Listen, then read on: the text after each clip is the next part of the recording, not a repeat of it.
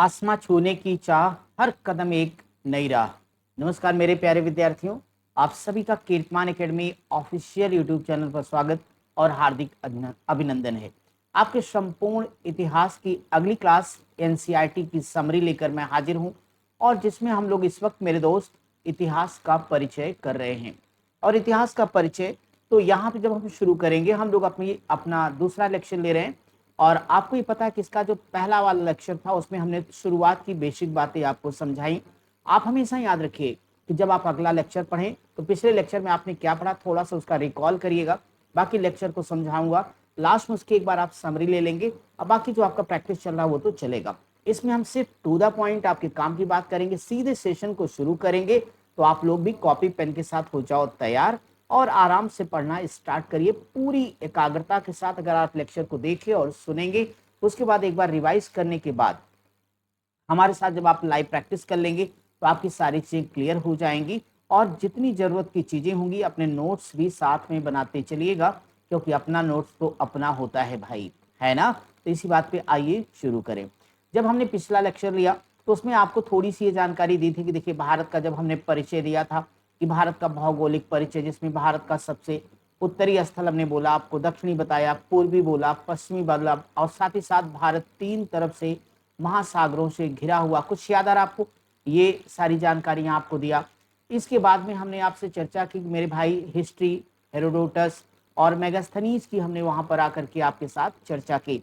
ऐसे उन छोटे छोटे शब्दावलियों को हमने लिया जिससे आप इतिहास के मूल को समझ जाएं, जिससे आपका सिलेक्शन बिल्कुल आसान हो जाए। उसी कड़ी में हम आगे चलेंगे। जैसा कि हमने कहा कि इतिहास का चाहे वो बहुत इंटरेस्टिंग पार्ट हो चाहे बोरिंग पार्ट हो, सिलेक्शन के लिए हमें सब पढ़ना है। सो हम सब कुछ कराएंगे। तो अब देखिए, और ये भी पता है आपको कि आप अभी एनसीईआरटी की नई और पुरानी वाली किताबों का मिश्रित रूप, जो कि आपके लिए सिर्फ यूजफुल है, उपयोगी, उतनी चीजों को हम बहुत कम समय में बहुत ज्यादा चीजें आपको दे रहे हैं। अभी इतिहास का परिचय हमारा जारी रहेगा और आज के सेशन में बहुत अच्छी अच्छी चीजें आपको समझाने वाला हूं। जैसे एडी और बेसी का फर्क इतिहास में जानना जरूरी हो जाता है, उस मुद्दे पर हम आपके साथ चर्चा करेंगे। साथ ही साथ देखिए, जिस तरह की सरकार होती है पेपर का जो नेचर थोड़ा उस तरह से बदलता रहता है। हमारी जो वर्तमान सरकार है वो थोड़ी दक्षिणपंथी विचारधारा को मानती है।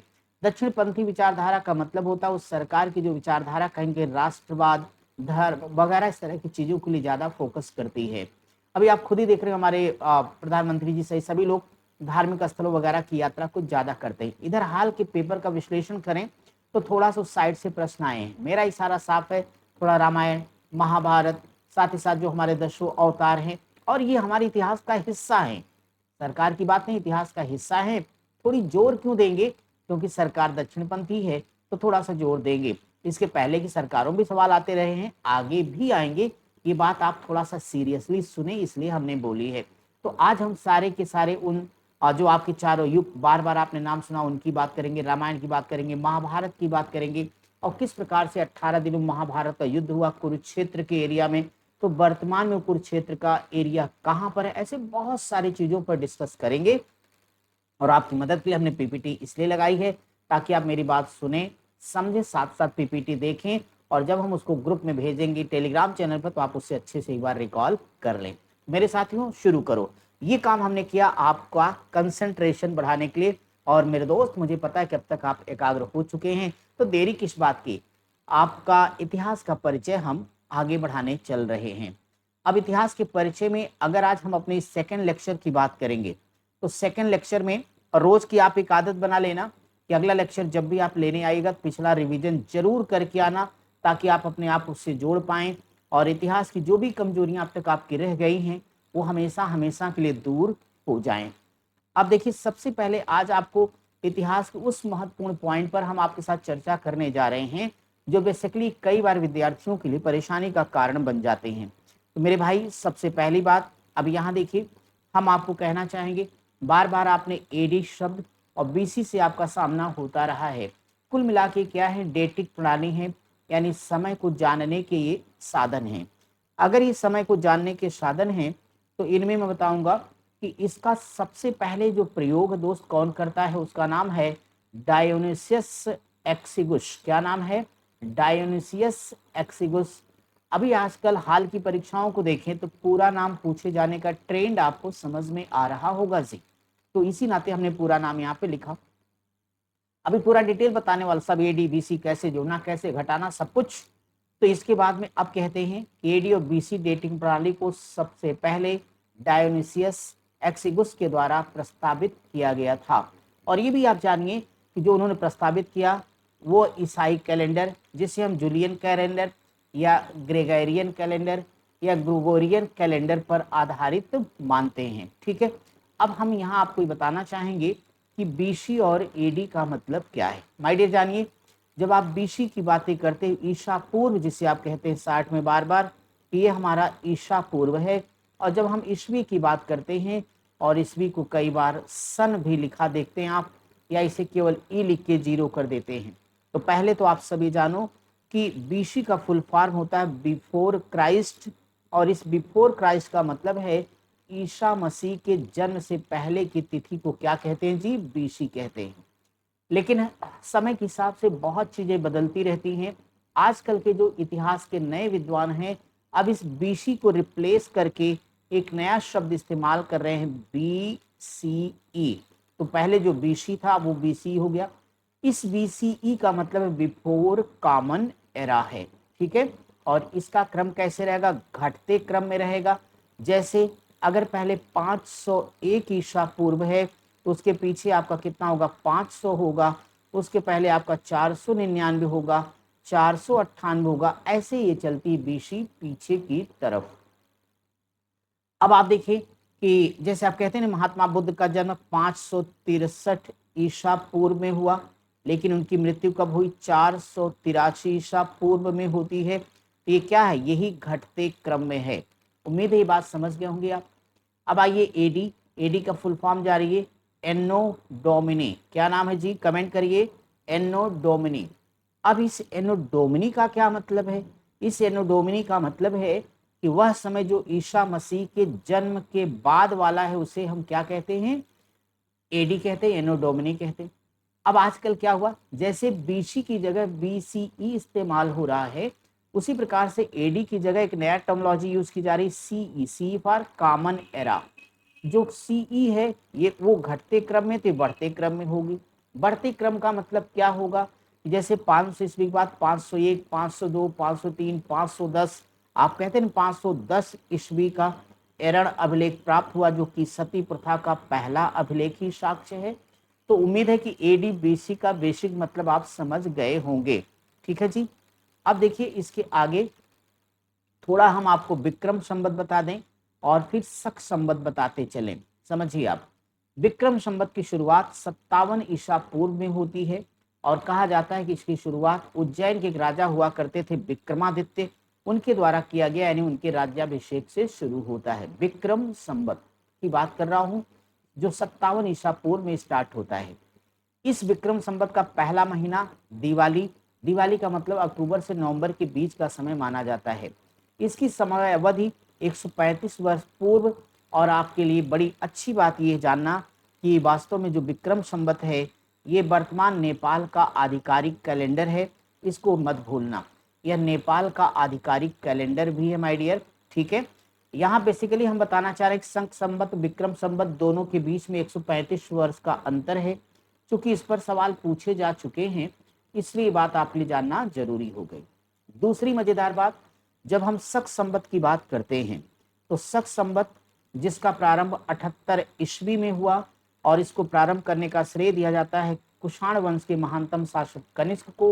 ये कहा जाता है कि उसके राज्याभिषेक से शुरू हुआ। इसका जो पहला महीना उसे कहते हैं गुड़ी पाड़वा, यानी ये मार्च से अप्रैल के बीच में जब ये स्टार्ट होता है। अब ये अगर 135 साल पहले है तो यह 135 साल बाद होगा, क्योंकि वो बीसी है और ये एडी है जी। सबसे अच्छी बात ये, शायद ये बात आप अच्छे से जानते हो, और कई बार वैसे हमने ये बात आपको बताई भी है कि ये जो आपका शक संवत है, शक संवत है, यानी कनिष्क ने जिसे शुरू किया था, इसको हमारे भारत सरकार ने 22 मार्च 1957 को भारत का राष्ट्रीय कैलेंडर घोषित किया। यहाँ याद रखिएगा कि जो हमारा भारत सरकार है, तो भारत सरकार ने, यहाँ पर ध्यान देंगे कि भारत सरकार ने 22 मार्च 1957 को क्या किया, राष्ट्रीय कैलेंडर घोषित किया। तो राष्ट्रीय कैलेंडर घोषित किया किसको किया, एक तो शक संवत को घोषित किया और दूसरा जो ग्रेगोरियन कैलेंडर है या ग्रेगोरियन कैलेंडर या फिर ग्रेगोरियन कैलेंडर, ये दोनों ही हमारे क्या हैं, राष्ट्रीय कैलेंडर के रूप में दोनों को मान्यता दी गई है। तो उम्मीद करता हूं कि आपको ये दोनों बातें बड़े आराम से समझ में आ गई होंगी कि भाई एडी क्या है, बीसी क्या है, शक संवत किसका है आधिकारिक या राष्ट्रीय कैलेंडर, तो नेपाल का है जी। भारत का कौन सा शक संवत है, और साथ ही साथ हमारी सरकार ने ग्रेगोरियन कैलेंडर, जिसे हम जनवरी फरवरी मार्च अप्रैल महीना वाला कहते हैं, इसको भी अपनाया हुआ है। अब यहाँ जो बात आपको नहीं भूलनी मेरे दोस्त, वो याद रखना, वो याद ये रखना है कि विक्रम संवत के ये इसको 135 साल पढ़िएगा। विक्रम संवत के 135 साल के बाद में कनिष्क के काल में शक संवत शुरू होता है। इसी प्रकार से जो गुप्त संवत आप जानते होंगे कि इसको शुरू कौन करेगा, गुप्त वंश का शासक चंद्रगुप्त प्रथम के द्वारा। अब यहाँ दो बातें आपको समझनी है, एक तो शक संवत विक्रम संवत में 135 सालों का अंतर आपने पीछे पढ़ लिया। दूसरी बात ये जाना आपने कि ये जो गुप्त संवत है और शक संवत, इसके बीच में 241 वर्षों का अंतर है, और ये वेरी इंपॉर्टेंट फैक्ट है, परीक्षा में पूछा भी जा चुका है मेरे भाई। तो बताइए गुप्त संवत और शक संवत के बीच में कितने वर्षों का अंतर है, कमेंट बॉक्स में जल्दी से सब लोग बताइएगा और लिखना ना भूलना। 241 ईयर्स यानी 241 वर्षों का अंतर है। अब एक और मजेदार बात आप यहाँ जानिए, मजेदार बात यह है जी कि आपको जानना पड़ेगा कि शक संवत और विक्रम संवत में परिवर्तन कैसे किए जाते हैं, उस चेंज को आप समझिए ताकि कहीं कोई दिक्कत ना हो आपको। जो हमारा ईस्वी संवत का विक्रम संवत में परिवर्तन अगर करना है, तो जितना ईस्वी संवत में अगर आप 57 जोड़ दोगे तो आपको क्या मिल जाएगा, विक्रम संवत प्राप्त हो जाएगा। तो यहाँ पे इस फार्मूले को मत भूलिएगा कि अगर हम ईस्वी संवत में 57 जोड़ देंगे तो हमें विक्रम संवत प्रारंभ हो जाएगा। पीछे अभी विक्रम संवत बना के आया हूँ। जैसे 2018 ईस्वी थी, उसमें अगर आप 57 जोड़ देंगे ये 2075 आता है, लेकिन ये 2075 क्या है, ये 2075 आपका विक्रम संवत कहलाएगा, ये आपका विक्रम संवत कहलाएगा मेरे भाई। अब आप अगली हेडिंग समझना ध्यान से कि अगर आप ईस्वी संवत में ईस्वी संवत का शक संवत में परिवर्तन करेंगे तब क्या फार्मूला होगा। आपको कुछ भी नहीं करना है, जो भी ईस्वी संवत रहेगा उसमें से 78 को माइनस कर देना, बराबर शक संवत आ जाएगा। यानी आप करोगे AD -78 इज इक्वल टू शक संवत। शक संवत आपका निकल आएगा। जैसे सन 2018 में से अगर हम 78 को घटा देंगे तो 1940 बचेगा, लेकिन 1940 क्या है जी, शक संवत है। बताइए क्या है ये शक संवत आपका कहलाएगा। लेकिन अगर आपको विक्रम संवत को ईस्वी में बदलना हो तब क्या करिएगा, तो विक्रम संवत में से 57 को घटा देंगे तो आपको ईस्वी प्राप्त हो जाएगी। विक्रम संवत -57 बराबर आपका निकल आएगा ईस्वी। तो यहां से आपने देखा कि जैसे 2082 में से 57 घटा देंगे तो आपको क्या मिल जाएगा, यहां से 2025 ईस्वी प्राप्त हो जाएगी। ऐसे ध्यान रखना कि शक संवत का ईस्वी संवत में अगर परिवर्तन करना है, तो अगर शक संवत को ईस्वी संवत में लेके जाओगे तो शक संवत में 78 जोड़िए ईस्वी मिल जाएगी। जैसे अगर हमने 1947 में 78 को ऐड कर दिया है तो 2025 आ जाएगा और ये आपका AD हो जाएगा, यानी ईस्वी संवत आ जाएगा। मुझे उम्मीद है यहाँ तक चीजें आप अच्छे से समझ पाए होंगे, और अगर कोई डाउट होगा तो एक बार फिर से आप इस क्लास को देख लोगे तो सब चीजें आपकी क्लियर हो जाएंगी। और देखिए, जब तक आप हर चीज पर अपनी एक बेहतर पकड़ नहीं रखेंगे तब तक आप टॉप रैंकर बनने की सोच नहीं सकते हैं। कॉन्सेप्ट होगा तो ही तो प्रैक्टिस हो पाएगी मेरे भाई। चलते हैं अगले पॉइंट की तरफ। ये हम आपको सब पीछे समझा चुके हैं, केवल एक आपको रिकॉल करवा रहे हैं, याद करवा रहे हैं मेरे भाई, जिससे आप चीजें समझ पाए कि हमने क्या बोला। अभी थोड़ी देर पहले हमने आपसे कहा था मेरे भैया कि देखो, अब हम थोड़ी सी आपसे ये चर्चा करना चाहेंगे कि हमने कहा था कि AD और BC, तो ये हमने एक ईस्वी लिखा है और ये ईसा मसीह हैं। कौन है जी? ईसा मसीह हो गए यहाँ पे आपके सामने। अब यहाँ से हमने कहा था ईसा मसीह के जन्म से पहले का जो समय है वो सामान्यतः आपका बीसी कहलाता है, बिफोर क्राइस्ट। और ये समय हमेशा कैसा रहता है जी? घटता हुआ रहेगा, घटता हुआ। अब घटते हुए में आप जूलियन कैलेंडर की बात कर सकते हो, विक्रम संवत की बात कर सकते हो। जूलियन कैलेंडर कब शुरू हुआ इसी बहाने जान लीजिए, 46 ईसा पूर्व में जूलियन कैलेंडर कब स्टार्ट हुआ? तो आप कहोगे सर ये 46 ईसा पूर्व में। विक्रम संवत अभी बताया था 57 ईसा पूर्व में स्टार्ट होता है। तो ये ईसा मसीह के जन्म से पहले के हो गए आपके। ईसा मसीह के जन्म के बाद में शक संवत, अभी आपने पढ़ा था कनिष्क के राज्यारोहण से शुरुआत होती है। हिजरी कैलेंडर जो मुस्लिम भाइयों का, ये 622 ईस्वी में स्टार्ट होता है। ये सारे आप ईसा मसीह के जन्म के बाद वाले हैं, ठीक है ना। इसी प्रकार से अगर ईसा मसीह के जन्म के पहले वाले इतिहास के पन्नों में जाएं तो हड़प्पा सभ्यता हमारी हो गई, वैदिक सभ्यता हो गई, जैन धर्म, बौद्ध धर्म, शैव धर्म, वैष्णव धर्म, शुंग वंश, सातवाहन वंश, हरियंक वंश, शिशुनाग वंश, ये जो तमाम राजवंश हैं से लेके मौर्य पीरियड तक, सातवाहन वंश में काफी हद तक जो बीसी वाला पोर्शन है, ये सारे के सारे आपके बीसी वाले कहलाएंगे। तो आप इनको ध्यान से देख सकते हैं, समझ सकते हैं। अब अगर हम एडी वाले वंशों में चले जाएंगे तो एडी वालों में आप देखिए कुषाण वंश के शासक आने लग जाएंगे आपको, गुप्तों का सारा राजवंश आपको आएगा, गुप्तोत्तर काल आ जाएगा, पल्लव वंश आ जाएगा, हर्षवर्धन का वंश आ जाएगा। यहाँ पे हर्षवर्धन वंश के साथ साथ आप देखिए ध्यान से राजपूत काल पूरा आप आ जाओगे, अरब पर्शियन का आक्रमण, तुर्कों का आक्रमण हो जाएगा। इसके अलावा पूरा का पूरा आपका सल्तनत काल, मुगल काल, मेरी बात समझ पा रहे हैं ना, ये सारे ब्रिटिश काल आपका, ये सारे के सारे आपके हो जाएंगे एडी वाले। ये आप इतिहास के विद्यार्थी हो, इस नाते इतिहास के पन्नों में आपको लेकर के आए हैं। एडी और बीसी पर हमने पूरी जानकारी आपको प्रदान कर दी है, ठीक है। अब हम चलेंगे इसके ठीक आगे और बहुत शानदार पॉइंट डिस्कस करेंगे फिर आपसे। अब थोड़ी सी हम यहाँ पे वर्तमान कैलेंडर की चर्चा कर ले रहे हैं, जिसके आधार पर आज युद्ध लड़े जाते हैं, संधियां की जाती हैं, शादी विवाह तय किए जाते हैं, कोर्ट कचहरी की तारीख पड़ती है। और मेरे भाई खास बात है, इसी की बेस पर आप नौकरी करते हो, सैलरी पाते हो। होली, दिवाली, दशहरा के साथ साथ में आपकी परीक्षाओं की पूरी तारीख तय की जाती है, प्री देते हैं आप, मेंस देते हैं, इंटरव्यू।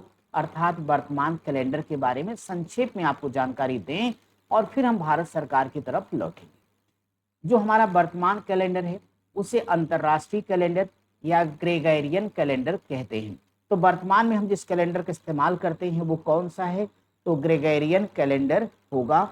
और इसका पूरी बात हम आपको समझा रहे हैं, फिर समराइज कर देंगे कि ग्रेगोरियन कैलेंडर है और आज की तारीख में अंतरराष्ट्रीय कैलेंडर है, क्योंकि दुनिया के तमाम देश इसे मानते हैं। इसके बाद अगर हम बात करेंगे तो इटली के डॉक्टर एलाइसिस लिशियस ने के द्वारा ये प्रस्तावित किया गया कैलेंडर। और इसकी घोषणा कब होती है?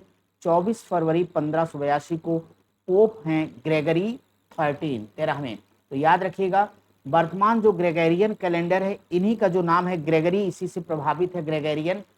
इसके पहले जो कैलेंडर है जानते हैं, इसके पहले ये जूलियस कैलेंडर वगैरह जितने थे उनमें संशोधन करके ग्रेगरी महोदय ने बनाया। बहुत ही शानदार कैलेंडर है। और ग्रेगरी कौन है? तो ग्रेगरी अभी आपने पढ़ा सर, ये रोम के 13वें पोप। पोप कौन होता है? ईसाई धर्म का प्रमुख होता है। पोप कौन होता है जी? ये ईसाई धर्म का प्रमुख होता है। तो ये इनके द्वारा किया गया। हालांकि ये ईसाई धर्म के प्रमुख होने के साथ साथ प्रकांड विद्वान थे।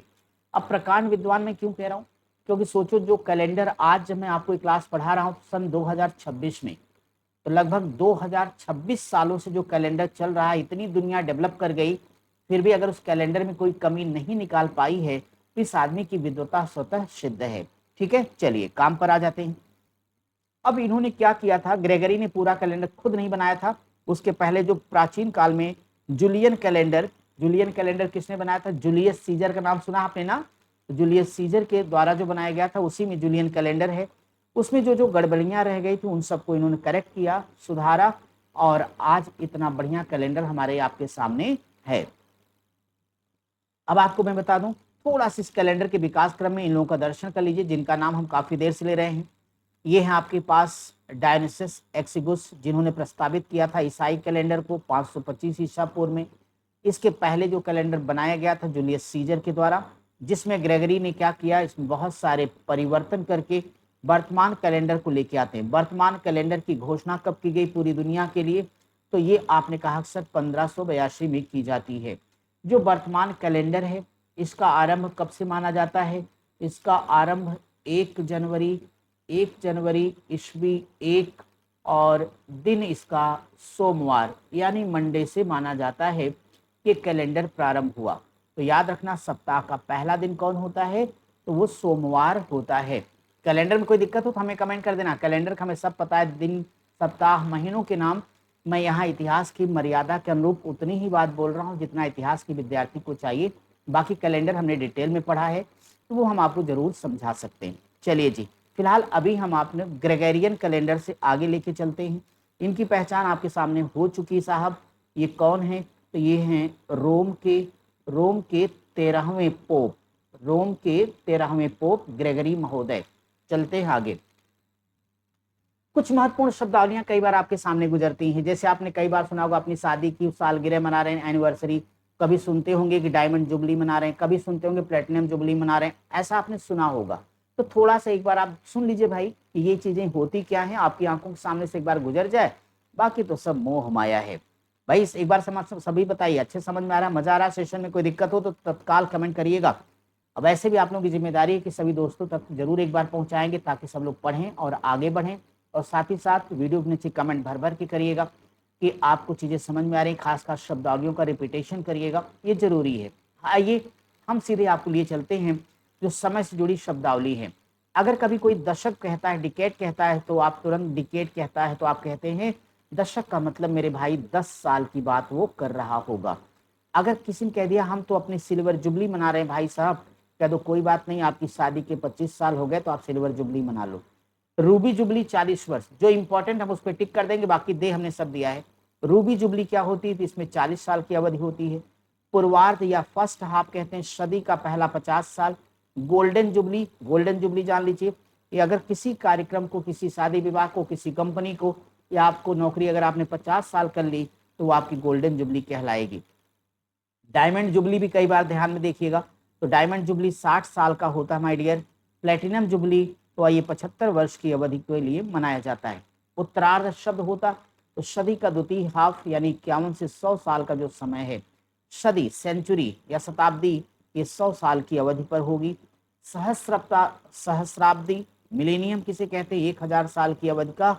और ग्रेट जुबली आपकी हो जाती है 2000 की अवधि का। ठीक है, इसमें ज्यादा नहीं। आप सबसे ज्यादा इंपॉर्टेंट क्या होगा, एक दशक को याद रखिएगा जो कि 10 वर्ष पर मनाएंगे।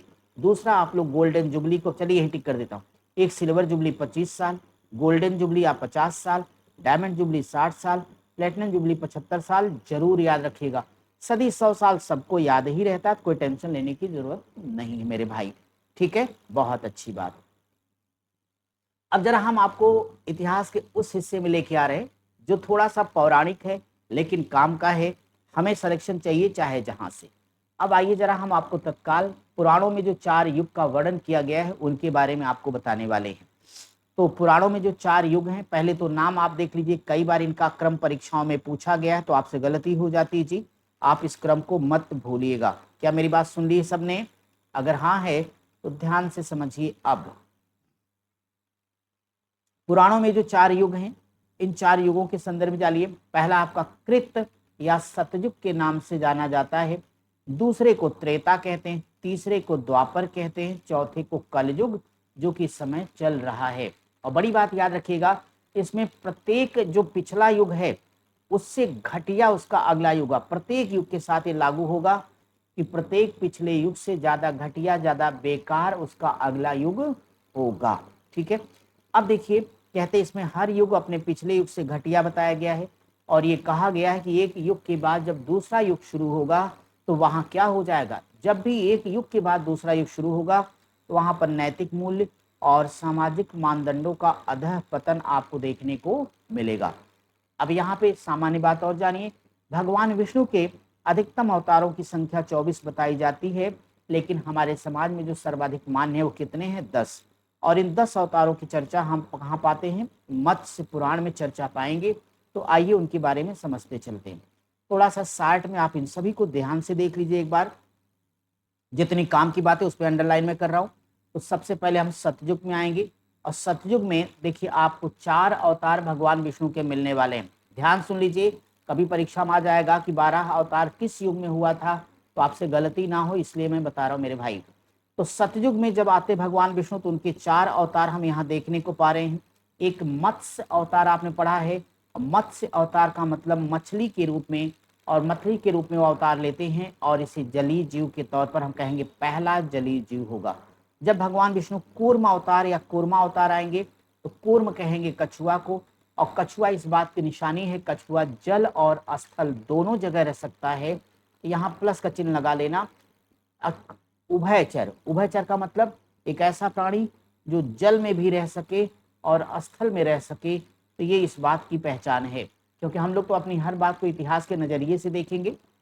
जब 12 अवतार में भगवान विष्णु आएंगे तो यहाँ पे 12 का मतलब सूअर होता है, और सूअर इस बात की निशानी है कि स्थल के पशु का विकास हो चुका है। इसी प्रकार से नरसिंह अवतार में जब आएंगे तो ये अर्ध मानव हैं, तो यानी पशु और मानव के बीच का जीव होगा कौन, नरसिंहावतार। ये चारों अवतार कब के हो गए, तो कृत या सतयुग के हो गए। चलिए त्रेता में लेके आता हूं। त्रेता में इनके 3 अवतार आप देख पा रहे होंगे। इन 3 अवतारों में अगर आप 3 अवतारों की बात करेंगे तो एक आपको वामन अवतार मिलेगा, जिसमें ये बौना यानी लघु मानव है। आपने कहानी पढ़ी होगी ना, 3 पग में पूरी के पूरे संसार को नाप लिया भगवान ने। परशुराम अवतार, तो यहाँ पे परशु यानी फरसा वाले राम है। ये शस्त्र प्रयोक्ता मानव, यानी ये क्या है, एक ऐसा मानव है जो शस्त्रों का इस्तेमाल कर रहा है। रामावतार सबसे फेमस, मतलब सबसे फेमस मतलब हमारे आपके बीच में, बाकी अभी मैं चर्चा करूंगा सबसे लोकप्रिय अवतार कौन रहा है परीक्षा के दृष्टिकोण से। तो रामावतार मतलब यहाँ पे मानवीकृत है राम, एक ऐसा राम जो समुदाय में रहने वाला है, जिसके माता पिता भाई बहन घर परिवार और जीवन की जितने भी संघर्ष हैं, जितने भी उलझने हैं, सबको सुलझाते उलझते हुए जिंदगी समाप्त होती है रामावतार में। तीसरा युग आएगा द्वापर युग आएगा। द्वापर युग में विष्णु का सबसे फेमस अवतारों में से कृष्णा अवतार है। अब यहाँ जब कृष्ण आएंगे तो आप देखिए किस रूप में, पशुपालन करने वाले मानव की पहचान के तौर पर आते हैं। क्योंकि आप देखिए नंद के यहाँ जन्म लेना, गोपाल गोपियों के साथ खेलना, गायों को चराना। अब इस पर अभी आइए। अब बुद्धावतार, बुद्धावतार आपको याद होगा, तो जो बुद्ध भगवान विष्णु का 9वां अवतार माना जाता है। इसमें बुद्ध कृषि कर्म को बढ़ावा देने वाले मानव के तौर पर यहाँ पे हमारी मान्यता है। 10वां अवतार जो इनका कलयुग में होना है उसका नाम कल की अवतार है, और इसमें कल्पना है कि सफेद घोड़े पर हाथ में तलवार लेकर के भगवान विष्णु आएंगे और पापियों का नाश कर देंगे, संहार कर देंगे। तो मेरे भाई ये 10 अवतार की चर्चा हो गई, इनका काल हो गया, किस जीव से संबंध है और इतिहास में उसका क्या महत्व, मुझे लगता है कि आप समझ चुके होंगे। अब हम आएंगे थोड़ा सा काम की पॉइंट, फटाफट चर्चा आपके साथ कर लें। चलिए बहुत बढ़िया, आराम समझ में आ रहा है, कोई दिक्कत तो नहीं किसी को। विष्णु पुराण में 4 युगों का सही क्रम जो हमने पीछे आपको समझाई दिया है। विष्णु के अवतारों में 12 अवतार सबसे ज्यादा लोकप्रिय है, ये बात जरूर नोट कर लेना। इस 12 का प्रथम उल्लेख हमें ऋग्वेद मिलेगा। भगवान विष्णु का जो सुदर्शन चक्र है उसमें कुल 12 तीलियां होती हैं। उसमें कितनी होती, 12 तीलियां। और सारनाथ का जो अशोक स्तंभ उसमें 32 तीलियां हैं, और भारत के तिरंगे का जो चक्र उसमें 24 तीलियां हैं। तो जरा इस तीनों तीलियां आप लोग कमेंट बॉक्स में लिख देना।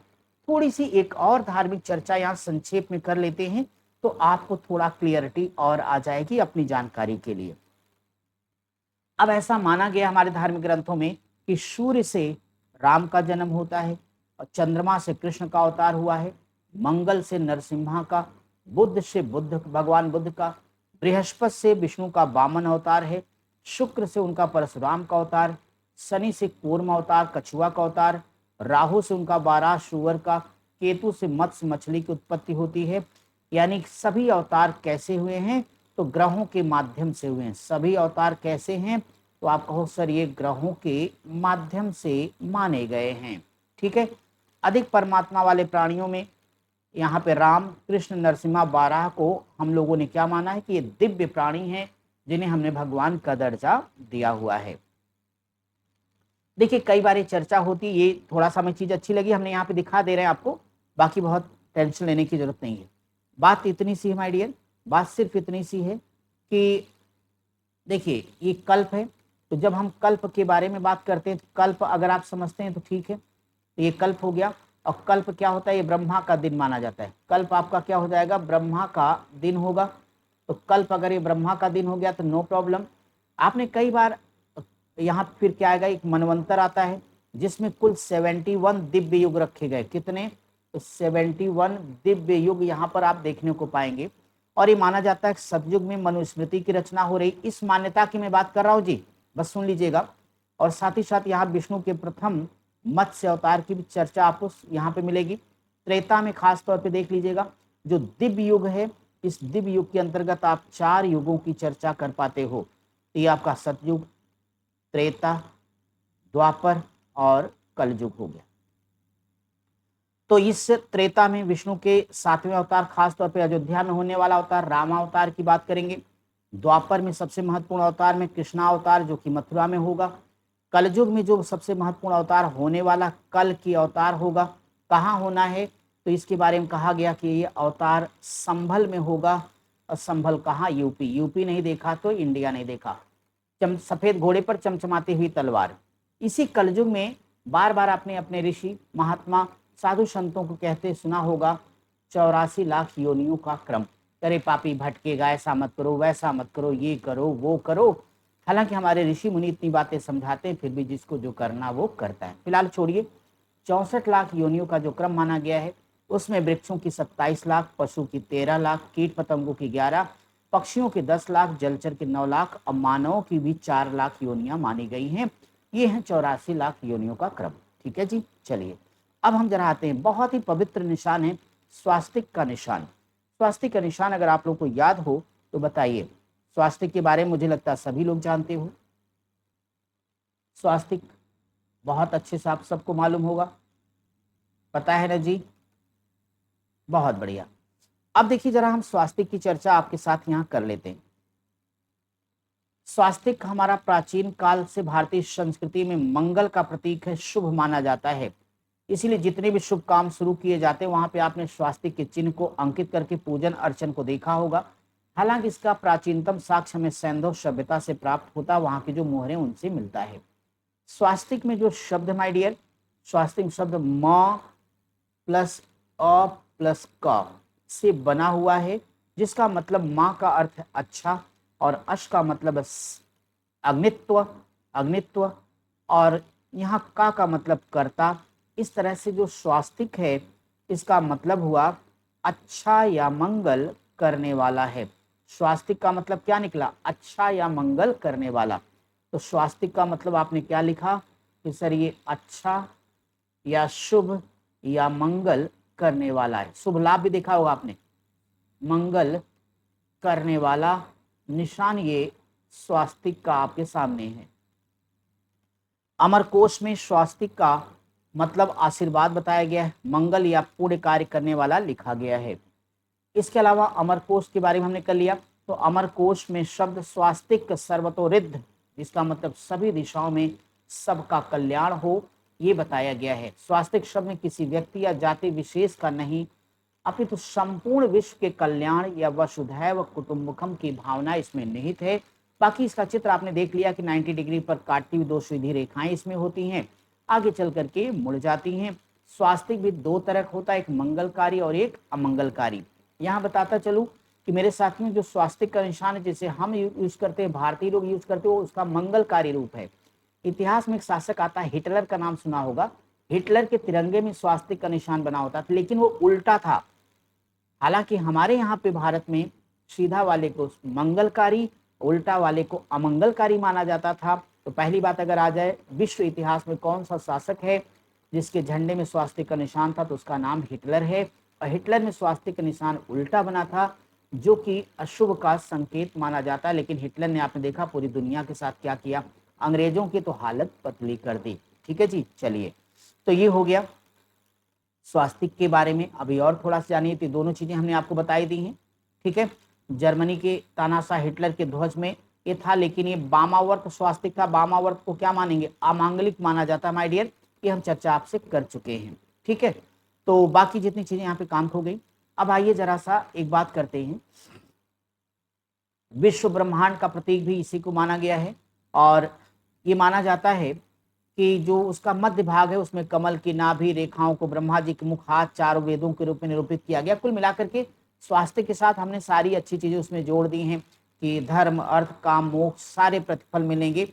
यानी कुल मिलाकर के हमने स्वास्थ्य के लिए एक शब्द इस्तेमाल करना कि हमारे वैभव का हमारी संस्कृति का यह एक मंगलकारी रूप है। ठीक है, चलिए जी, रामायण का कहाँ कहाँ अनुवाद हुआ थोड़ा सा संक्षेप में जल्दी से एक बार आप हमारे साथ देख लेंगे। तो एक इसका नाम मिलता है ई रामावतार, इसके लिखा है कवि कंबन ने, तमिल भाषा में लिखा गया है। रंगनाथ रामायण गोना बुड्ढा रेड्डी लिखते हैं और ये तेलुगु भाषा में है। कृतिवास रामायण कृतिवास ओझा ने लिखा बांग्ला भाषा में। जगमोहन रामायण बलराम दास ने लिखा है ओडिशा भाषा में, ओडिया में। रामचरितमानस ये तो किसी से छुपा ही नहीं, तुलसीदास ने, गोस्वामी तुलसीदास ने अवधी भाषा में लिखा है।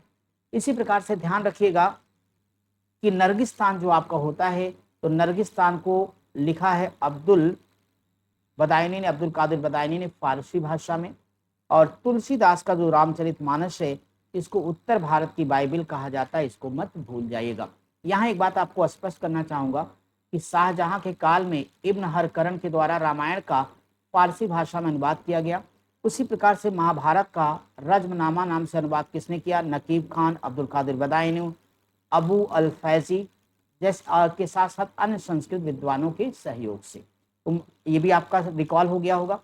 अब इसमें थोड़ा सा हमने शॉर्टकट किया तो कोई बहुत टेंशन मत दीजिए कि देखिए जैसे भगवान राम का, तो अगर आप आर्ट याद रखोगे तो आप इसे देखिए, ए मतलब Ayodhya, R for Ram, T for Treta Yuga में आ गए, ये ध्यान रखिएगा। जब हम 8वें अवतार जिसका महाभारत में जिक्र मिलता है, हम बात करते हैं किसकी? तो भगवान श्री कृष्ण की, तो K for Krishna, D for Dwapar, M for Mathura, KDM. इसी प्रकार से Buddhavatar Buddha, B for Buddha, D for Dwapar, N for Nepal में इनका होगा।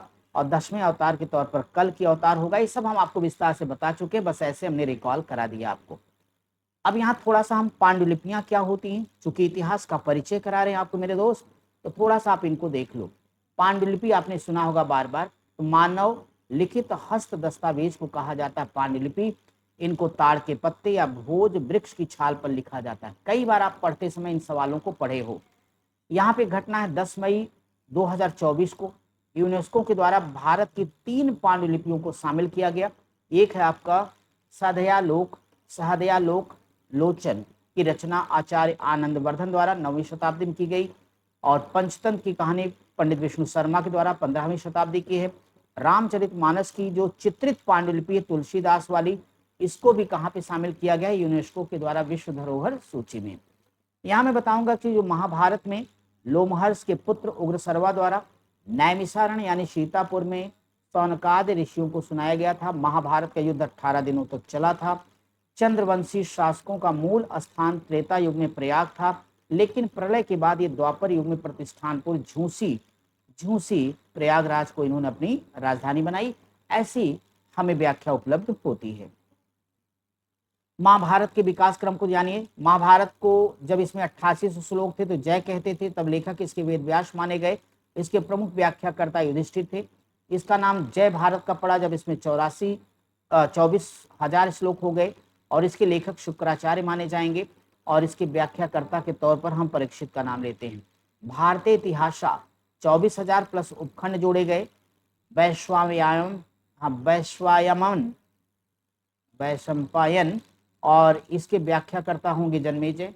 महाभारत या सप्तसाहस्त्री जब इसमें 1 लाख श्लोक हो जाएंगे तो माना गया इसके लेखक लोमहर्ष अथवा उग्रसर्वा और व्याख्याकर्ता इसके सौनक। ठीक है, हर बात हमने आपको यहाँ पे क्लियर कर दी है मेरे भाई, तो एक बार आप लोग इसे रिवाइज कर लेना। नैमिषारण्य की लोकेशन आप जानते होंगे कि ये लखनऊ से लगभग 80 किलोमीटर दूर सीतापुर जिले में गोमती नदी के तट पर स्थित है। और यहाँ पर 60,000 ऋषि मुनियों की सभा ने महाभारत कथा का वाचन किया था, सुना था।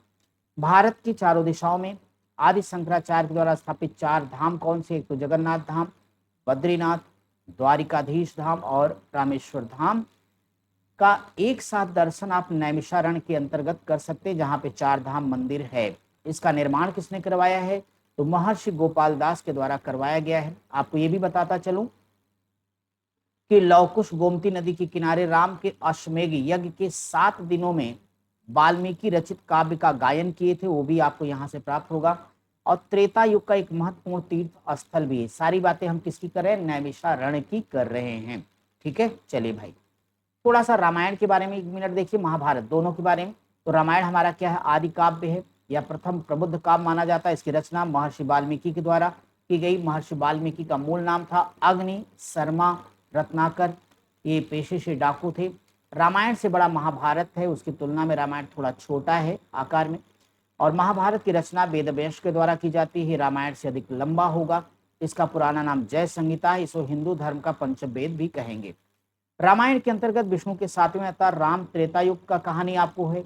इसका विकास क्रम पहले 6000 श्लोक थे, फिर 12000, फिर सप्त सहस्त्र 24000 हो गए, जिसे चतुर्विंशत सहस्त्र संहिता भी कहते हैं। महाभारत में विष्णु के 8वें अवतार कृष्ण द्वापर युग में आते हैं, उनकी चर्चा आप पाएंगे। बाकी जय संहिता, जय भारत और भारतीय इतिहास उपखंड, महाभारत सहस्त्र 1000 श्लोक की कहानी आपको अभी हम समझा चुके हैं। अब देखिए यहाँ पे थोड़ा सा इसको मैं बता दूं, ये पॉइंट हमने इसलिए ले लिया था कि आप थोड़ी बहुत जानते रहिए। हालांकि बारे में हमने पूरा बता ही दिया आपको, विकास क्रम वाली कहानी तो सुनाई दी है। ये वाला थोड़ा सा मुझे बताना था, जो कुछ महत्वपूर्ण इसके खंड हैं। देखिए रामायण में कुल 7 कांड हैं। रामायण में कितने माने जाते हैं, 7 कांड, जल्दी से जान लीजिएगा। एक इसका बाल कांड जिसमें राम का बचपन है, अयोध्या कांड राम का राज्याभिषेक है, अरण्य कांड जिसमें पंचवटी में निवास, सुर्पनखा रावण की बहन से भेंट होना, किष्किंधा कांड है आपका राम का सुग्रीव से मित्रता होना, सुंदर कांड में हनुमान द्वारा सीता को सांत्वना देना, युद्ध कांड में रावण पर राम की विजय है, और उत्तर कांड में रावण वध, राम की अयोध्या वापसी, सीता का वनवास, वाल्मीकि आश्रम में लव कुश का जन्म होना जो कि तमसा नदी के तट पर हुआ। वाल्मीकि को आदि कवि कहा जाता है और प्रारंभ में ये रत्नाकर डाकू के तौर पर प्रसिद्ध रहे हैं। अगर महाभारत की बात करें साथियों, तो कुल इसमें 18 पर्व हैं। आदि पर्व, सभा पर्व, वन पर्व, विराट पर्व, उद्योग पर्व, भीष्म पर्व, द्रोण पर्व, कर्ण पर्व, शल्य पर्व, शौतिक पर्व, स्त्री पर्व, शांति पर्व, अनुशासन पर्व, अश्वमेध पर्व, आश्रमवासी पर्व, मौसल पर्व, महाप्रस्थानिक पर्व, ये सारे हो गए। इसमें याद रखना 6वें में भीष्म पर्व में ही गीता है, और जिसमें कर्म भक्ति और ज्ञान का संदेश आप देखने को पाते हैं। और साथ ही साथ गीता में आपको अवतारवाद का उल्लेख भी सबसे पहले मिलेगा। इनका सबसे बड़ा शांति पर्व है, इसे राज पर्व भी कहते हैं। तो थोड़ा इसे भी एक बार आप लोग रिकॉल कर लीजिएगा। हरिवंश पर्व, इसे महाभारत का अखिल भाग कहा जाता है। श्री कृष्ण का वर्णन इसमें मिलेगा।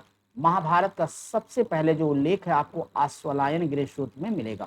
थोड़ा वर्तमान स्थितियों के बारे में बता दूं, कुरुक्षेत्र को महाभारत का युद्ध स्थल माना जाता है, लेकिन इतिहासकारों के बीच में ऐसा विचार है कि ये क्षेत्र वास्तव में कौन सा था, कैथल था। अब इसके पीछे, इनके दावे के पीछे कारण क्या होगा, तो कहते हैं युद्ध स्थल की 48 कांस की परिधि में सबसे ज्यादा क्षेत्र कहाँ पे, कैथल जिले में आते हैं। 48 कोस की परिधि में, 48 कोस की परिधि में सबसे ज्यादा क्षेत्र कहाँ, कैथल वाले हिस्से में आएंगे। अब मैं आपको बताऊं कि कुरुक्षेत्र, कैथल, करनाल, जींद, पानीपत 160 मील के क्षेत्रों में पूरा का पूरा क्षेत्र कुरुक्षेत्र वाला आ रहा है। युद्ध के समय स्थापित किए गए 4 तीर्थ इसमें से आज भी विद्यमान हैं। इनमें से कैथल में अरंतुक यक्ष गांव, बहर पिशौल, कुरुक्षेत्र के रतगल गांव के तरंचुक यक्ष, ये सब स्थल का नाम है। जींद के रामराय गांव में राम हृदय यक्ष और पानीपत के शीख गांव में मचक्रुक यक्ष तीर्थ हैं। इनमें कैथल जिले का सबसे अधिक क्षेत्र 48 कोस की परिधि में आता है। कुल 134 तीर्थों में 50 तो कैथल में हैं और ये सारे महाभारत कालीन हैं। ठीक है, इसको ध्यान देना। गांव सिरदहा युद्धस्थली का केंद्र बिंदु था, जो नवीनतम खोज उसके अकॉर्डिंग बात कर रहा हूँ। और यहीं से बबरूभान ने कटे हुए सिर के साथ महाभारत का युद्ध देखा। अगर महाभारत आपने देखा होगा तो उसमें एक कटे हुए सिर के व्यक्ति को आपने अच्छे से देखा होगा पूरे महाभारत को देखते हुए। सिरधरा से गांव का नाम सरहदा पड़ा। इसी प्रकार मानस गांव का नाम भी मानुष तीर्थ है। ये भी आपको जानना कि राजा युधिष्ठिर महाभारत युग के दौरान कैथल की स्थापना, तो कैथल की स्थापना किसने किया, युधिष्ठिर के द्वारा की गई मानी जाती है। थोड़ा सा गोस्वामी तुलसीदास और वाल्मीकि से जुड़े हुए कुछ स्थल जो विकसित किए जा रहे हैं हमारी वर्तमान उत्तर प्रदेश सरकार के द्वारा, उसके बारे में चर्चा करूं। चित्रकूट स्थित राजापुर, जहां गोस्वामी तुलसीदास ने रामचरितमानस की स्थापना की थी, और लालापुर महर्षि वाल्मीकि के आश्रम क्षेत्र को पर्यटक स्थल के रूप में विकसित करने का प्रयास कर रही उत्तर प्रदेश सरकार। राजपुर गांव चित्रकूट से 50 किलोमीटर दूर है और लालापुर प्रयागराज से 25 किलोमीटर दूर है। 31 अक्टूबर 2022 को महर्षि वाल्मीकि की जयंती पर यूपी के मुख्यमंत्री योगी आदित्यनाथ चित्रकूट के लालापुर स्थित महर्षि वाल्मीकि के आश्रम गए और आश्रम में मौजूद दुर्लभ प्राचीन प्रतिमाओं, जिनका संबंध महर्षि के आश्रम में निष्कासन के दौर में निवास करने वाली सीता और वहां जन्मे लव कुश से संबंधित है, इसको बेहतर पर्यटक स्थल के तौर पर विकसित करने का प्रयास करेंगे। मेरे साथी आज के लेक्चर को यहीं रखेंगे। उम्मीद किया हूं कि आप बात समझ पाए होंगे। हमने थोड़ा सा लेक्चर पर अपनी बात पर फोकस रखा है और आपको एक मैसेज दिया कि पढ़ते समय मन इधर उधर नहीं जाना चाहिए। ठीक है, चलिए आज का सेशन यहीं पे समाप्त करेंगे और आगे जब मिलेंगे तो शक संवत सहित बहुत सारी या विभिन्न प्रकार के जो आपके संवत आए हैं उनकी जानकारी के साथ, इतिहास के एक से बढ़कर एक शानदार तथ्यों के साथ होगी फिर मुलाकात। नमस्कार।